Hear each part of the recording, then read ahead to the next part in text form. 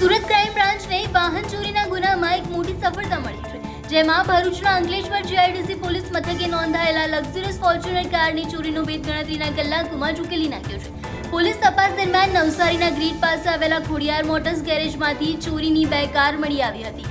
આ મામલે પોલીસે નવસારીના કબીલપુર વિસ્તારમાં રહેતા આરોપીની ધરપકડ કરી છે। તેમજ તપાસમાં બહાર આવ્યું છે કે આરોપી અત્યંત શાતિર રીતે આખું કૌભાંડ ચલાવતો હતો। તે અકસ્માતગ્રસ્ત વાહનોના એન્જિન અને ચેસિસ નંબર મેળવીને તેને ચોરીના વાહનોમાં ફિટ કરીને છેડછાડ કરતો હતો અને ત્યારબાદ આ વાહનો વેચી દેતો હતો। પકડાયેલ આરોપી 15 જેટલા વાહનોના ગુનામાં સંડોવાયેલ હોવાનું ખુલ્યું છે। પોલીસે આ અંગે વધુ તપાસ હાથ ધરી છે। મળી આવેલી છે।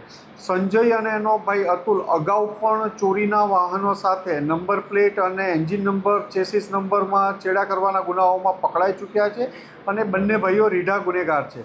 આમની પાસેથી 2 થી વધુ વાહનો મળ્યા છે। આગળ નવસારી રૂરલ પોલીસ તપાસ કરી રહી છે।